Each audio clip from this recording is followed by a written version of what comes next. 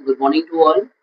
आइए संस्कृत माधुरी के क्लास 8 के सेकंड पैराग्राफ को देखते हैं, जो कि अपठित अवबोधन यानी संस्कृत व्याकरण से दिया गया है।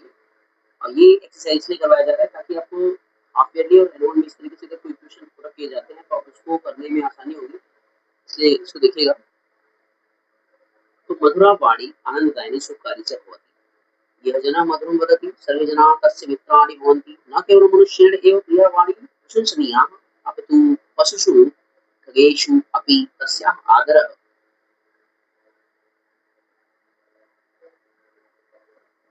भवति। कोकिलं विना उद्यानं न शोभते। मधुरावाणी मानवस्य भूषणमस्ति, अतः सर्वदा मधुरम एव वक्तव्य। ठीक है ना। अब इसको देख रहे होंगे आप लोग।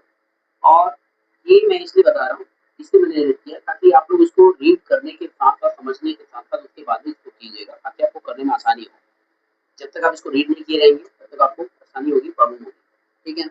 हालांकि मैंने पहले भी रीड किया था इसको, फिर दोबारा इसको रीड कर रहा हूँ आपके सामने ताकि आप इसको रीड करके ही करेंगे, तब आपको इजीली आप कर पाएंगे। ठीक है ना। ये कह रहा है, पहला शब्द देखिएगा। पहला प्रश्न क्या है? एक पद में उत्तर, यानी एक शब्दों में उत्तर देना है। ठीक है ना। तो कीदृशी वाणी आनंददायिनी भवति। ठीक है ना। तो कीदृशी वाणी की यानी कैसी वाणी आनंददायिनी होती है। तो मधुरा वाणी कैसी होती है? मधुरा वाणी। आपकी इसी में है, उस पेज पे है। ठीक है ना। मधुरा वाणी, बस हो गया, इसके अलावा कुछ नहीं लिखना। सदा किम वक्तव्यम, यानी हमेशा कैसा बोलना चाहिए। तो ये लिखो, देखो आपको लास्ट में यही है, अतः सर्वदा मधुरम वक्तव्य। आपको यहाँ पे केवल लिखना है मधुरम,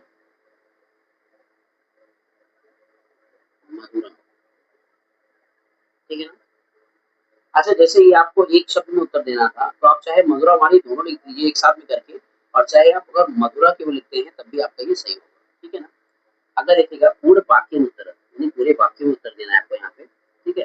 सर्वे जना कस्य मित्राणि भवन्ति। यहाँ पे पूछा जा रहा है कि सभी लोग किसके मित्र होते हैं।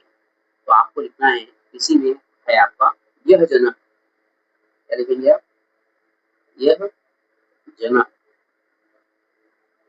मधुरम वदति। मधुरम वदति सर्वे जना, कामा करके सर्वे जना, जना। यहाँ पे कस्य था, अब आपको लिखना है तस्य, तस्य मित्राणि भवन्ति। ठीक है ना। ये हो जाएगा। ओके। फिर उसके बाद है आपका कोकिलम बिना किम न शोभते। ठीक है ना। यानी कोयल के बिना, कोयल के बिना क्या नहीं सुशोभित होता है। ठीक है। तो आप जब बताएंगे यहाँ पे तो कोकिला बिना, आप देखिए कि फर्स्ट वाले जो पैराग्राफ में है, ये इसी पैराग्राफ में ऊपर ही है, देखो कोकिलम बिना उद्यानम न शोभते। तो यहाँ पे आपको लिखना है कोकिलम बिना, किम की जगह क्या हो जाएगा आपका? उद्यान, उद्यानम न शोभते। ठीक है ना। फिर उसके बाद देखिएगा निर्देशानुसार उत्तर, यानी निर्देश के अनुसार आपको उत्तर देना है यहाँ पे। ठीक है ना। तो पहला आपका क्वेश्चन है कि सोबते क्रियापद से कर्ती पदम किम, यानी सोबते जो शब्द है ये क्रियापद है। ठीक है ना। अब इसके साथ में आपका जो कर्ता पद था वो क्या था? ठीक है। कर्ता पद क्या था? तो देखिए सोबते ये है। अब इसका कर्ता पद क्या था? कोकिलम। क्या हो जाएगा यहाँ पे? कोकिलम। ठीक है ना। ओके। नेक्स्ट है आपका मधुरा वाणी, अत्र विशेषण पदम किम, यानी मधुरा वाणी, मधुर वाणी।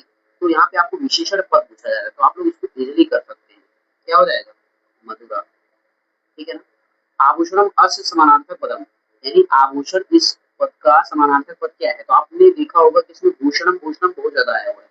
तो भूषणम का मतलब ही होता है आभूषण। ठीक है ना। तो भूषणम हो जाएगा।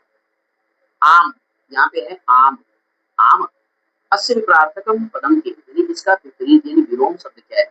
तो आम का मतलब होता है हाँ, और न का मतलब होता है नहीं। ठीक है ना। अस्य गद्यांशस्य कृते समुचितम शीर्षकम, यानी इस गद्यांश की जो लिखे गए हैं ये इसका समुचित शीर्षक क्या होगा, एक उचित शीर्षक क्या हो सकता है। ठीक है, तो आप इसको उचित शीर्षक में अगर देखा जाए तो आप लिख सकते हैं मधुरा वाणी। क्या लिख सकते हैं, मधुरा, मधुरा वाणी। ठीक है ना। या दूसरा अगर चाहें तो आप लिख सकते हैं मधुरा वाणी वक्तव्यम। वक्तव्यम यानी मीठी वाणी बोलना चाहिए। अब इसको अगर चाहें तो आप इन दोनों में कर सकते हैं। ठीक है, तो आज के लिए इतना ही है। नेक्स्ट क्लास में आपको अब लिटरेचर की ओर लेके चलेंगे, अगर इसमें कुछ ग्रामर बहुत ज्यादा नहीं होगा